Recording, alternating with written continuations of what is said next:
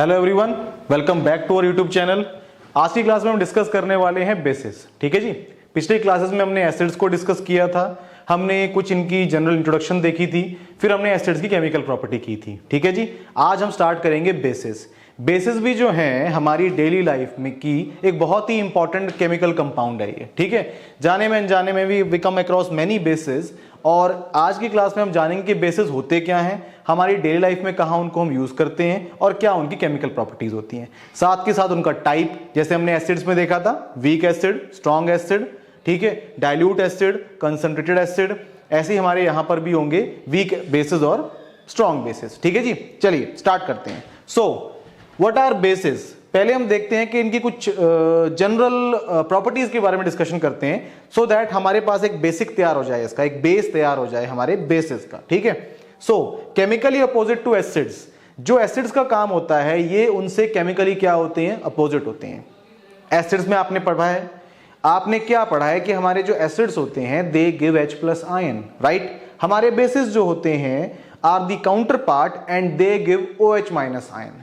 अब bases generally हमारे क्या देते हैं, OH- देते हैं। मैं बोल रहा हूं जनरली को यहां पे यूज करने का एक खास मकसद है, आगे जाके हम डिस्कस करेंगे। ठीक है।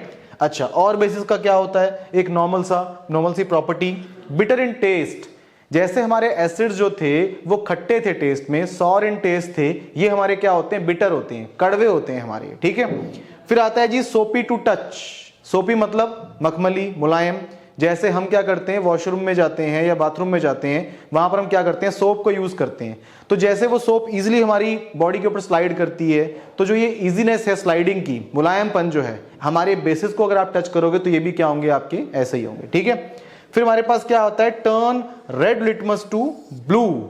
आपको पता है कि लिटमस क्या होता है, क्या होता है हमारा लिटमस? लिटमस हमारा क्या है, एक इंडिकेटर है, राइट। इंडिकेटर क्या होते हैं? इंडिकेटर हमारे कुछ ऐसे केमिकल्स हैं जो एसिड्स के साथ अलग बिहेवियर शो करते हैं और बेसिस के साथ अलग बिहेवियर शो करते हैं। तो हमारा लिटमस जो है वो दो कलर में पाया जाता है, राइट। एक होता है रेड और एक होता है ब्लू।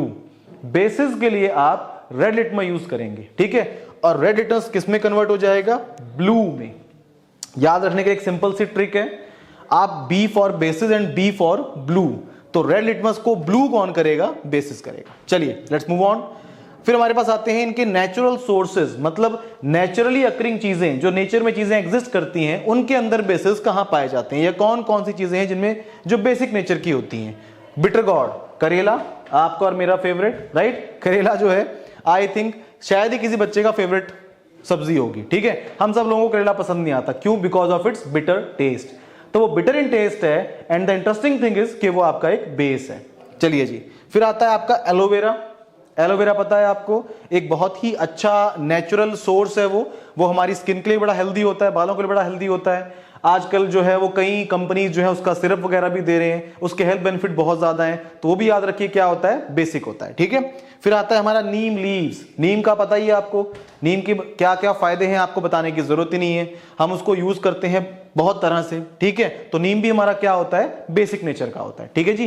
तो ये थे हमारे बेसिस की कुछ जनरल प्रॉपर्टीज और हमारे बेसिस जो हमें डेली लाइफ में जो हम यूज करते हैं। अच्छा, फिर अगर मैं केमिकली इनकी बात करूं तो कुछ केमिकल्स के बारे में अगर आपको बताऊं जो बेसिस की तरह एक्ट करते हैं, वो आपकी क्या होती है, मेटल ऑक्साइड्स, मेटल हाइड्रोक्साइड्स और अमोनियम हाइड्रोक्साइड्स। जो जनरली हमारे केमिकली बेसिस होंगे, या जिन केमिकल कंपाउंड्स को आप बेसिस कहोगे, वो क्या होंगे, या तो मेटल ऑक्साइड्स होंगे। किसी मेटल ऑक्साइड का एग्जांपल ले लेते हैं, Na2O, सोडियम ऑक्साइड, तो वो क्या है, हमारी बेस है। किसी मेटल हाइड्रोक्साइड का एग्जांपल ले लेते हैं, CaOH होल ट्वाइस, लाइम या फिर कैल्शियम हाइड्रोक्साइड, ये हमारी क्या होगी, बेसिक नेचर की होगी। और तीसरा हमारा क्या है, अमोनियम हाइड्रोक्साइड, या अमोनियम हाइड्रोक्साइड का आपको डायरेक्टली फॉर्मूला पता ही होगा, NH4OH। So these are the bases, उन केमिकल्स को जिनको हम बेस कहते हैं, ये उनकी कैटेगरीज हैं। ठीक है जी। चलिए now let's move on further. Next हमारे पास क्या है, हमारे पास है common uses of basis in our daily life. देखिए हम साइंस पढ़ रहे हैं, हम कोई भी टॉपिक पढ़ रहे हैं, तो हमें ये चीज जरूर समझ में आनी चाहिए कि इसकी नीड क्या है, राइट, कि हमारी डेली लाइफ में कहां पे काम में आते हैं। तो बेसिस हमारी लाइफ में जहां काम में आते हैं, यहां पे मैंने डिस्कस किए आपके साथ कि कहां पे आप बेसिस को एनकाउंटर करते हो। ठीक है। सो सोप्स एंड बाथ प्रोडक्ट्स, हम जो भी आपके, चाहे वो कोई भी आपका सोप हो, ठीक है, पियर्स हो, वो आपका डॉव हो, कोई भी सोप आपकी हो, वो सारे के सारे क्या होते हैं, बेसिक नेचर के होते हैं, दे आर ऑल बेसिस, ठीक है। फिर आपके आते हैं baking soda and baking powder. अब हम लोग जो है we are very found to bakery products, है ना, जनरली हम लोग बेकरी प्रोडक्ट्स खाते हैं। आपका केक हो गया, पेस्ट्री हो गई, ठीक है, तरह तरह के बेकिंग प्रोडक्ट्स होते हैं हमारी मॉम घर पे भी प्रिपेयर करती हैं या फिर हम मार्केट में तो उनको जाके खाते ही हैं।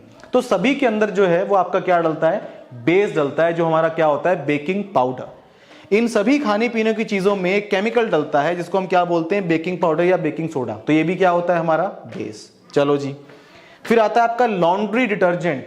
कपड़े धोने के लिए हम जो भी साबुन इस्तेमाल करते हैं, जो भी डिटर्जेंट इस्तेमाल करते हैं, वो सारे के सारे क्या होते हैं, बेसिस होते हैं, ठीक है।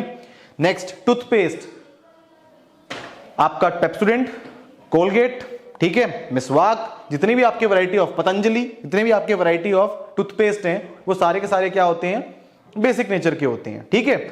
ऐसा होता है कि हम जब खाना खाते हैं तो कुछ छोटे छोटे फूड पार्टिकल्स, खाना सारा स्वेलो करने के बावजूद भी कुछ थोड़े बहुत फूड पार्टिकल जो है हमारे माउथ में रह जाते हैं। तो होता क्या है कि हमारे माउथ का जो सलाइवा है, उसमें जो बैक्टीरिया है, वो उनको क्या करता है, ब्रेक करता है। और फूड ब्रेक होने के बाद हमारे माउथ का जो आप कहें, इसको आप बेसिकली क्या बोलते हैं कि it shifts towards the acidic side, ठीक है। आगे जाके हम पढ़ेंगे, हमारा पीएच स्केल एक बड़ा इंपॉर्टेंट टॉपिक है। तो हमारे माउथ की पीएच जो है वो बेसिक आपकी एसिडिक हो जाती है। तो एसिड को न्यूट्रलाइज करने के लिए आप क्या यूज करोगे, बेस यूज करोगे। इसलिए हम ब्रश के ऊपर टूथपेस्ट लगाते हैं, उससे अपने दांतों को अच्छे से ब्रश करते हैं, सो दैट जो एसिडिक मीडियम क्रिएट हो चुका है या होने वाला है, आप उसको क्या कर दो, बेस से न्यूट्रलाइज कर दो, ताकि आपके दांत खराब ना हो, ठीक है। नेक्स्ट आपके पास होता है एंटा एसिड। शादी में चले गए हम, 500,000 हमने शगुन दे दिया, भैया शगुन दिया है, खाना तो पड़ेगा, हमने वहां ज्यादा खा लिया, ठीक है। खाते खाते आपको पता नहीं चला, घर आए तो इनडाइजेशन, राइट। इनडाइजेशन जो है एक बर्निंग सेंसेशन होती है आपके चेस्ट में, आपका पूरा जो एलिमेंट्री कैनाल है वो इससे हिट हो जाता है, ठीक है, आपकी तबीयत खराब होने लगती है। तो आप क्या करते हैं, टीवी पे ऐड चलती है, इनो ले लो, ठीक है, बहुत सारे इस तरह के, मिल्क ऑफ मैग्नीशिया है। तो ये सारे के सारे जो आप एंटा एसिड्स लेते हो to neutralise the acid in the stomach. हमारे स्टमक में एसिड होता है, आपको पता है, आपने बायो में पढ़ा है कि हमारा स्टमक जो है उसकी वॉल्स में गैस्ट्रिक ग्लैंड्स होते हैं और वो क्या प्रोड्यूस करते हैं, HCl, बिल्कुल सही। जब वो HCl ज्यादा प्रोड्यूस हो जाता है, अब शादी ब्याह का खाना आपने खाया है जो थोड़ा सा फ्राइड है, ज्यादा कुक्ड है, वो क्या होगा, इजी टू डाइजेस्ट नहीं होता। तो हमारी बॉडी जो है ज्यादा एसिड बनाती है, जिसकी वजह से हमें दिक्कत होती है। तो उस एसिड को, एक्सेस एसिड को न्यूट्रलाइज करने के लिए आप क्या लेते हैं, एंटा एसिड। तो वो भी किस नेचर का होता है, बेसिक नेचर का होता है, ठीक है। तो ऐसे बेसिस को हम डेली लाइफ में यूज करते हैं, ठीक है जी। चलिए next move on to the next part. Next है हमारे पास बेसिस। बेसिस की कैटेगरी, जैसे हमने एसिड में पढ़ा था, स्ट्रॉन्ग एसिड भी होता है, वीक एसिड भी होता है, इन दी सेम वे बेसिस भी होते हैं। देखिए यहां मैं आपको एक बहुत इंपॉर्टेंट बात बता देता हूं, हो सकता है आपके एमसीक्यूज में भी आ जाए, कि आपके एसिड जो होते हैं वो किस तरह के कंपाउंड्स होते हैं। तो याद रखिएगा कि जो हमारे एसिड्स होते हैं, they are polar covalent compound, ठीक है जी। आपको कोवलेंट कंपाउंड के अंदर दो कैटेगरीज के बारे में पता होगा, एक होते हैं पोलर, एक होते हैं नॉन पोलर। जिनमें पोल्स क्रिएट हो जाते हैं उनको आप पोलर बोलते हो, ठीक है। जैसे कि आपके एसिड्स H और Cl दोनों ही आपके क्या हैं, इलेक्ट्रॉन। H का तो चलो ड्यूअल नेचर है, बट क्लोरीन तो आपका प्योरली नॉन मेटल है। तो दोनों चाहते हैं कि जो शेयर्ड इलेक्ट्रॉन है वो बीच में रहे, but chlorine because of it's more electronegativity उन शेयर्ड इलेक्ट्रॉन्स को खींच लेता है। तो ऐसे हमारे कोवलेंट कंपाउंड्स में टेम्पररी क्या बन जाते हैं, पोल्स बन जाते हैं, पॉजिटिव और नेगेटिव, ठीक है जी। तो उनको हम क्या बोलते हैं, पोलर कोवलेंट कंपाउंड, राइट। अच्छा, हमारे जो बेसिस होते हैं ये हमारे आयोनिक होते हैं। तो एसिड्स हमारे क्या होते हैं, पोलर, और ये हमारे क्या होते हैं, आयोनिक।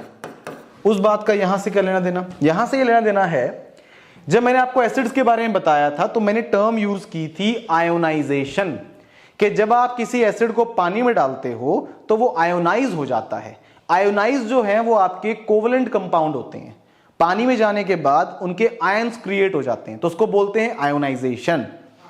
अगर आप किसी आयोनिक कंपाउंड को वाटर में डालते हैं तो उसके अंदर आयन बनते नहीं है, वहां पर तो पहले से आयन हैं, वो strong electrostatic force of attraction से जुड़े हुए हैं, पानी उनको सिर्फ सेपरेट करने का काम करता है। तो इसको कहा जाता है डिसोसिएशन। क्या कहा जाएगा, डिसोसिएशन।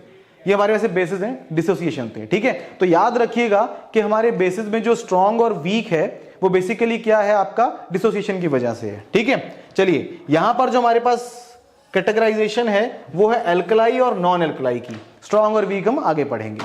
तो what are alkali and what are non alkali. देखिए एल्कलाई वो बेसिस हैं जो पानी में डिसॉल्व होते हैं, नॉन एल्कलाई वो बेसिस हैं जो पानी में डिसॉल्व नहीं होते। बिल्कुल सिंपल सी डेफिनेशन है, वेरी इजी टू अंडरस्टैंड है। देखिए एसिड्स के लिए जो डेफिनेशन यूज की गई थी वो क्या थी, acids are those chemicals that on mixing with water give H+ ion. ये सभी एसिड्स पे लागू होती है। कोई भी केमिकल जिसको मैं एसिड बोल रहा हूं वो जरूर क्या होगा, वाटर सॉल्युबल होगा। तो जब एसिड वाटर सॉल्युबल है तो उसके केस में कैटेगराइजेशन करने की जरूरत नहीं है।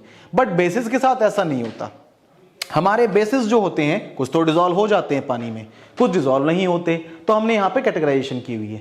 तो जो डिसॉल्व होंगे उनको आप क्या बोलोगे, एल्कलाई। जो डिसॉल्व नहीं होंगे उनको आप क्या बोलोगे, नॉन एल्कलाई। यहाँ पे आपका एग्जांपल है NaOH, KOH, CaOH whole twice etcetera etcetera. तो these are the water soluble bases called the alkali. जो वाटर में डिसॉल्व नहीं हो रहे, copper hydroxide, zinc hydroxide, iron hydroxide. So these are those chemical compounds or those bases that do not dissolve in water and hence are called non-alkali. ठीक है, example इसके और भी हो सकते हैं। चलिए, so next is strength of bases, जिसके बारे में मैं बात कर रहा था, आयोनाइजेशन और डिसोसिएशन। ठीक है, याद रखिएगा आयोनाइजेशन कोवेलेंट में होती है, मतलब एसिड्स में होगी। बेसिस में डिसोसिएशन कहा जाएगा। क्यों कहा जाएगा, बिकॉज मैंने आपको बता दिया कि हमारे पास जो ये बेसिस हैं ये हमारे कौन से कंपाउंड हैं, दीज आर आयोनिक कंपाउंड्स, राइट। चलिए जी, now let's move on further. Next हमारे पास क्या है कि स्ट्रॉन्ग बेसिस और वीक बेसिस की जो कैटेगराइजेशन है किस बेसिस पे, जैसा एसिड में था वैसा ही यहां पर है। अगर कंप्लीट डिसोसिएशन होगी, मतलब पानी में आपने 2 मोल्स डाले, ये देखो 2 मोल्स, जब 2 मोल आपने पढ़ा है 9th क्लास में, आपका कॉन्सेप्ट था मोलर कॉन्सेप्ट। देखिए आप किसी भी फिजिकल क्वांटिटी को मेजर करते हैं तो उसके लिए आप एक यूनिट डिसाइड करते हैं। आपको सब्जी वगैरह या फल फ्रूट वगैरह अगर वे करना है तो आप उसको केजी में करते हैं। आपको डिस्टेंस नापना है आप किलोमीटर्स में करते हैं, ठीक है। आपको किसी पर्सन की हाइट नापनी है आप फीट में करते हैं। तो इन दी सेम वे एटम्स और मॉलिक्यूल्स के साथ जब आप डील करते हो, उनको काउंट करते हो, तो उसको मोल्स में किया जाता है। ठीक है, फिलहाल इतना काफी रहेगा आपके लिए। तो मैंने 2 मोल लिए। 2 मोल जो होता है, 1 मोल में 6.022 10⁻23 पार्टिकल्स होते हैं। इसको आप एवोगैड्रो नंबर बोलते हो। तो 2 मोल में डबल हो जाएंगे, राइट। तो 2 मोल मेरे पास एक अमाउंट है, एक काउंट है, ठीक है, और वो ZnOH का है। मैंने उसको एक्वस सोल्यूशन, मतलब आपने उसको वाटर में मिक्स कर दिया, तो आपके पास 1 मोल Zn2+ बना, 2 आपके पास 1 मोल बना OH- और 1 मोल जो है वो अनडिसोसिएटेड रहा। ठीक है, इसको समझाने के लिए मैं ये मार्कर लेता हूं। हमारे पास ये मार्कर है, मेरे पास मान लीजिए ऐसे 100 मार्कर हैं। तो अगर ये 100 के 100 में से 50 मान लीजिए, 50 की मैं कैप को अलग कर देता हूं और बॉडी को अलग कर देता हूं, राइट। सिंपल मैथ्स है, बहुत थोड़ा सा कंफ्यूज हो जाते हैं इसमें, बट बहुत सिंपल मैथ है। आपके पास 100 पेन्स थे, उनमें से 50 पेन जो है वो इस तरह से आपने अलग कर लिए। तो आपके पास कैप्स कितनी हुई 50, और बॉडीज कितनी हुई 50, और 50 पेन जो है आपके वो अनकैप्ड हैं, वैसे के वैसे बंद हैं। तो ये ऐसे हो रखा है। इसमें ऐसा नहीं कि 1 + 1 + 1 तो सर ये तो 3 मोल हो गया। आपका जो Zn और जो OH है वो 1 मोल के अंदर डिसोसिएशन हुई है, इसलिए वो आपके अलग अलग काउंट हो रहे हैं, ठीक है। और 1 मोल आपका अनडिसोसिएटेड है, तो इसको आप क्या कहेंगे, आपका एक वीक बेस, कंप्लीट डिसोसिएशन नहीं हो रही। आगे देखते हैं स्ट्रॉन्ग बेस किसको कहा जाएगा, वही एसिड वाला कॉन्सेप्ट। वहां पे कंप्लीट आयोनाइजेशन थी, यहां पे कंप्लीट डिसोसिएशन है। मतलब अगर आप 2 मोल्स ले रहे हो, ऐसे 100 पेन ले रहे हो, तो सारे के सारे अनकैप हो जाएंगे, कैप अलग बॉडी अलग। इसको कहा जाता है स्ट्रॉन्ग और वीक बेसिस, ठीक है। यहां पे एग्जांपल है NaOH, MgOH, KOH, ठीक है। और यहां पे हमारे पास एग्जांपल है ZnOH, AlOH और अमोनिया NH3। इसे देख के हमें ऐसा लगता है कि सर इसमें तो OH- है ही नहीं, इसको हम कैसे बेस बोल रहे हैं। तो याद रखिएगा, जरूरी नहीं कि किसी केमिकल कंपाउंड में OH का होना जरूरी है। बेसिक नेचर को और भी तरह तरह से डिफाइन किया जाता है, जो आप हायर क्लासेस में सीखेंगे, ठीक है। मैंने कहा मेटल की ऑक्साइड जो है वो बेसिक नेचर की है, तो क्या उसमें OH है, वो तो NaO ले लो एग्जांपल, Na2O, वो तो ऑक्सीजन है उसके अंदर, OH तो है ही नहीं।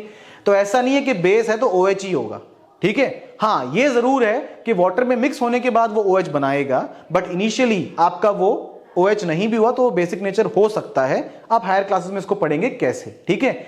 यहां पे जो आपका NH3 है वो आपका एक बेस है, उसको आप जब वाटर में मिक्स करोगे तो वो NH4OH बना लेता है, तो OH आ जाएगा, ठीक है। चलिए जी, let's move on to the next part, and the next part is chemical properties of bases. Chemical properties of acids आप ऑलरेडी पढ़ चुके हैं, अब हम बेसिस की बात कर लेते हैं। बेसिस जो है उनके लिमिटेड यूज हैं, एसिड्स की तो वैरायटी के यूज हैं। एसिड में तो मैंने आपको बताया भी था कि आपका जो H2SO4 है, it is also called as king of chemicals. सारे केमिकल्स में सबसे ज्यादा H2SO4 का यूज हो रहा है, ठीक है। तो इसलिए आप समझ सकते हो कि एसिड्स के ज्यादा यूज होते हैं, बेसिस के यूज थोड़े से लिमिटेड है। चलिए, तो पहले केमिकल प्रॉपर्टीज देख लेते हैं। जब एक बेस एक मेटल से रिएक्ट करेगा तो वो सॉल्ट और H2 गैस देगा। ऐसा ही एसिड के साथ हुआ था, जब एसिड मेटल से रिएक्ट कर रहा था तो सॉल्ट और हाइड्रोजन गैस ही मिल रही थी। तो ये इजी टू रिमेंबर केस है, जैसी प्रॉपर्टी वहां पे थी वही प्रॉपर्टी यहां पर है। यहां पर जो आपके पास सॉल्ट बनेगा ये थोड़ा सा कॉम्प्लेक्स सॉल्ट होगा, सिंपल सॉल्ट नहीं होगा, ठीक है। और दूसरी चीज, सारे के सारे बेसिस जो हैं वो मेटल से रिएक्ट भी नहीं करते। क्यों? क्योंकि यहां पर क्या होता है, आपके मेटल को ऑक्सीजन के साथ कंबाइन होके एक नेगेटिव आयन बनाना होता है। और मेटल्स के बारे में जहां तक हमने पढ़ा है, ज्यादातर वो क्या बनाते हैं, पॉजिटिव आयन बनाते हैं। तो आपका अगर बहुत ही स्ट्रॉन्ग मेटल हो तभी वो किसी दूसरे मेटल को कंपेल कर सकता है कि वो एक नेगेटिव आयन बनाए। इसीलिए सारे बेसिस जो हैं, मतलब सारे मेटल्स बेसिस से रिएक्ट नहीं करते, कुछ थोड़े बहुत आपके मेटल्स बेसिस से रिएक्ट करते हैं। फिर आता है बेसिस एंड एसिड। तो ये रिएक्शन तो आपने न्यूट्रलाइजेशन रिएक्शन भी देखा है आपने एसिड्स की प्रॉपर्टी में। जब भी एक बेस एसिड से रिएक्ट करे या एक एसिड बेस से रिएक्ट करे, बात तो एक ही है, आपके जो प्रोडक्ट्स हैं वो क्या बनेंगे, वो बनेंगे बिल्कुल सही, सॉल्ट एंड वाटर। और इस रिएक्शन को फेमसली क्या बोला जाता है ये भी आप जानते हैं, न्यूट्रलाइजेशन रिएक्शन। क्योंकि यहां पे हमारा जो एसिड होता है वो बेस के इफेक्ट को खत्म कर देता है और जो बेस है वो एसिड को खत्म कर देता है, ठीक है।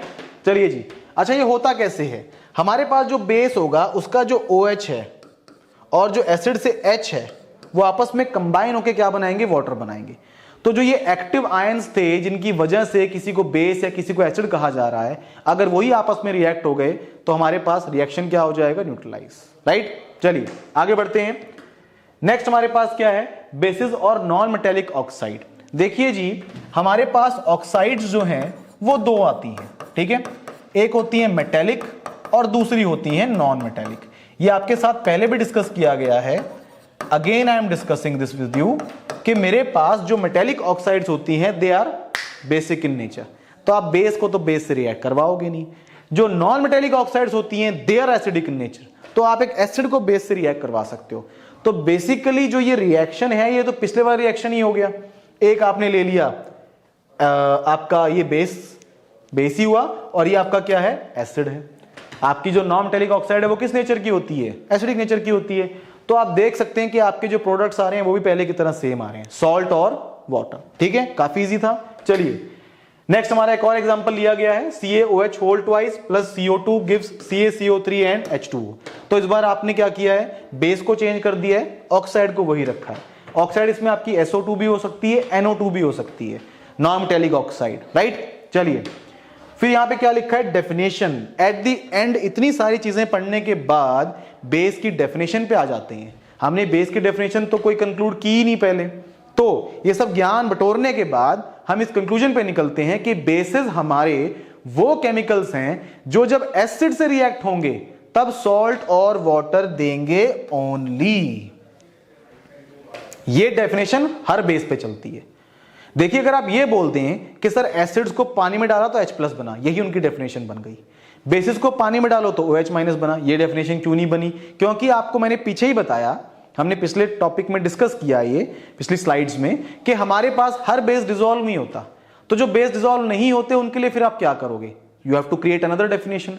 तो हमने क्या किया, जो ये प्रॉपर्टी है ये सभी बेसिस पे लागू होती है कि अगर कोई बेस है, चाहे वो स्ट्रॉन्ग हो, वीक हो, एल्कलाई हो, नॉन एल्कलाई हो, जब भी वो एसिड से रिएक्ट करेगा तो वो सॉल्ट और वाटर ही देगा ओनली। ऐसे हमारे और केमिकल्स भी हैं जो सॉल्ट वाटर देने के साथ साथ कुछ और भी देते हैं, पर आप उनको बेस नहीं बोलोगे, रिमेंबर दिस, ठीक है।